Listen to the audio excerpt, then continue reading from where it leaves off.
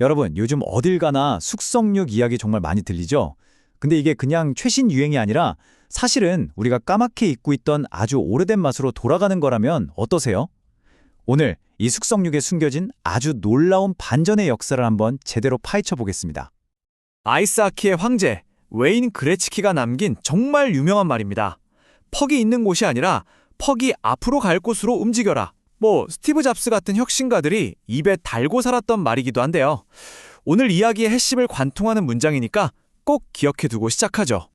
자, 그럼 이 질문을 고기에 한번 던져보죠. 지금 고기 시장의 퍽은 과연 어디로 가고 있는 걸까요? 모두가 한 방향만 보고 달려갈 때 진짜 미래의 맛은 어쩌면 우리가 이미 지나쳐온 과거에 그 힌트가 있을지도 모릅니다. 첫 번째, 신선함이라는 신화입니다. 우리가 잊었던 진짜 풍미에 대한 이야기죠. 자, 우리가 언제부턴가 맛있는 고기 하면 뭘 떠올리죠? 그렇죠. 바로 그 하얀 문꽃 같은 마블링입니다. 지방이 많아야 맛있다. 이게 거의 공식처럼 됐잖아요. 근데 이게 불과 한 4, 50년밖에 안 된 생각이라는 거 알고 계셨나요? 이게 오늘 이야기의 가장 큰 반전이자 핵심입니다. 지금으로부터 불과 50년 전만 해도 우리 조상들이 먹었던 고기는 사실상 전부 자연스럽게 건조 숙성된 바로 그 숙성육이었다는 거죠. 우리가 지금 당연하게 생각하는 잡자마자 바로 먹는 신선한 고기가 사실은 역사적으로 보면 굉장히 특이한 케이스라는 겁니다. 놀랍지 않나요? 이 표를 보시면 그 변화가 그냥 한눈에 딱 들어오죠. 예전에는 냉장 트럭이 있었겠어요? 리어카나 자전거로 고기를 날랐단 말이죠. 당연히 정육점에 도착할 때까지 상온에 노출되면서 자연스럽게 건조 숙성이 일어났던 거예요. 그런데 지금은 어떻습니까? 완벽한 냉장 시스템에 진공포장까지 모든 기술이 숙성이 아니라 신선도를 어떻게든 지키는 데에만 집중하게 된 거죠. 목표 자체가 180도 바뀌어버린 겁니다. 이때 유통되던 고기를 전문용어로 온도체 지육이라고 하는데요. 어려운 말 같지만 간단해요. 온기가 남아있는 도축된 고기라는 뜻입니다. 도축하고 바로 냉장고에 넣는 게 아니라 그 온기 그대로 정육점으로 배달됐다는 거죠. 그럼 정육점 사장님들은 이걸 받아서 며칠 동안 가게에 걸어두고 손질하면서 팔았는데 바로 그 과정이 자연스러운 숙성 과정 그 자체였던 겁니다. 이거 정말 익숙한 현수막이죠? 소 잡는 날. 동네 정육점 가면 지금도 흔히 볼 수 있잖아요. 이게 바로 우리가 그 숙성의 맛을 잊어버리고 오늘 막 잡은 신선한 고기가 최고다라고 생각하기 시작했던 그 시대의 상징 같은 문구인 셈입니다. 두 번째, 마블링의 부상입니다. 왜 우리는 지방으로의 위대한 우회를 하게 됐을까요? 그럼 도대체 왜 잘 먹고 있던 숙성육의 맛을 잊어버리고 우리는 이토록 마블링, 즉 지방의 고소함에 집착하게 된 걸까요? 이게 그냥 우연히 일어난 일이 아니었습니다. 일본의 와규를 롤모델로 삼아서 아주 체계적으로 설계된 말하자면 국가적인 고기맛 개조 프로젝트가 있었던 거죠. 이 타임라인을 보시면 그 과정이 아주 명확하게 드러납니다. 자, 1992년 곧 수입 소고기가 쏟아져 들어올 거라는 위기감이 팽배했죠. 그때 우리 정부가 꺼내든 카드가 바로 고급화 전략이었어요. 일본은 와규처럼 마블링을 기준으로 등급을 쫙 매기기 시작한 겁니다. 그리고 90년대 내내 마블링 많은 소를 키우는 농가에는 보조금까지 팍팍 주면서 장려했죠. 그리고 2004년 마침내 그 정점인 2+, 1+ 등급이 공식적으로 탄생하게 됩니다. 와, 이 표만 봐도 머리가 좀 아프죠? 근데 핵심은 아주 간단해요. 복잡하게 A, B, C 나뉘어 있지만 결국 가장 중요한 건 맨 위에 있는 숫자 1++에 가까울수록, 즉 마블링이 많을수록 비싼 값을 받는다는 겁니다.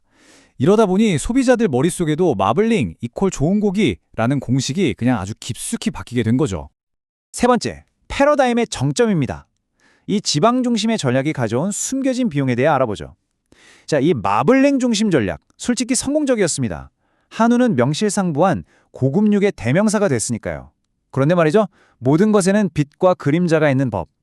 이 패러다임이 정점에 다다르면서 우리는 그 화려함 뒤에 숨겨져 있던 엄청난 비용을 마주하게 됩니다.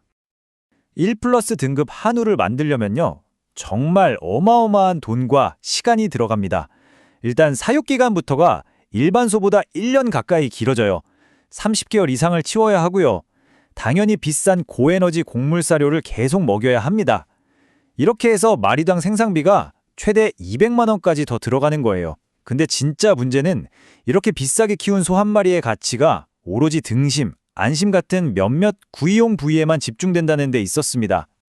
이 그래프가 그 문제점을 아주 적나라하게 보여줍니다. 보세요. 왼쪽에 있는 높은 막대, 이게 바로 등심 같은 구이용 부위예요. 1++ 등급이랑 3등급 가격 차이가 어마어마하죠. 근데 오른쪽에 있는 낮은 막대, 사태 같은 다른 부위들은요, 등급이 높아져도 가격이 거의 안 올라요.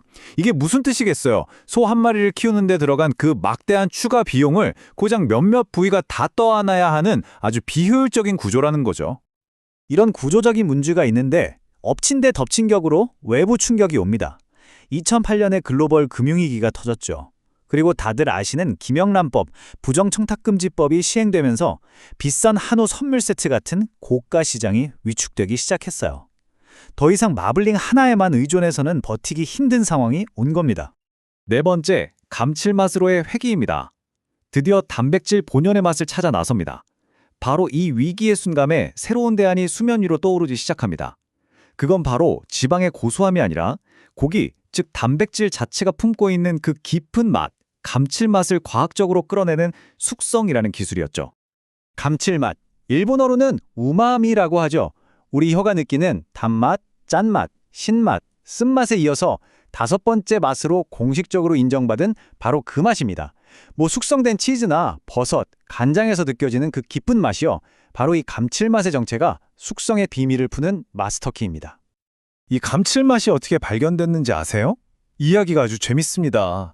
1908년에 일본의 이케다 키쿠나의 박사가 어느 날 아내가 끓여준 다시마 국물을 먹다가 이 깊은 맛은 뭐지? 하고 궁금증을 품은 거예요.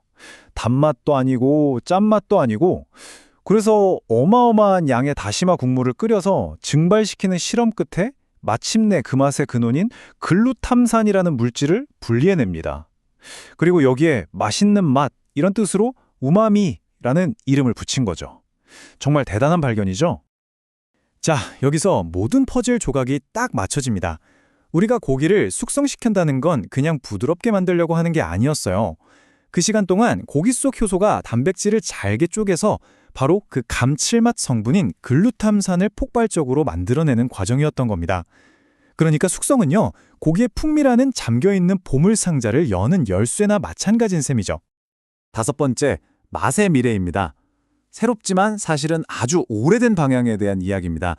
이제 한국의 이 숙성육 열풍을 좀 더 넓은 시야에서 볼 필요가 있습니다. 이건 그냥 요즘 이게 좀 뜨더라 하는 수준의 유행이 아니에요. 전 세계적인 식품 문화의 거대한 변화, 그 흐름과 정확하게 맞닿아 있는 현상입니다. 이 차트를 한번 보시죠. 요즘 우리가 힙하다, 가치 있다고 느끼는 음식들의 공통점이 뭘까요? 장인이 만든 수제 맥주, 우리 동네에서 난 재료로 만든 로컬 푸드, 김치나 된장 같은 발효 음식, 전부 다 공장에서 찍어낸 획일적인 맛이 아니죠. 시간과 정성, 그리고 그 재료 본연의 맛을 존중하는 것들입니다. 숙성육은 바로 이 모든 트렌드의 한가운데에 정확히 위치하고 있는 겁니다. 자, 우리가 맨 처음 봤던 그 문장으로 다시 돌아왔습니다. 나는 퍽이 가야 할 곳으로 움직인다.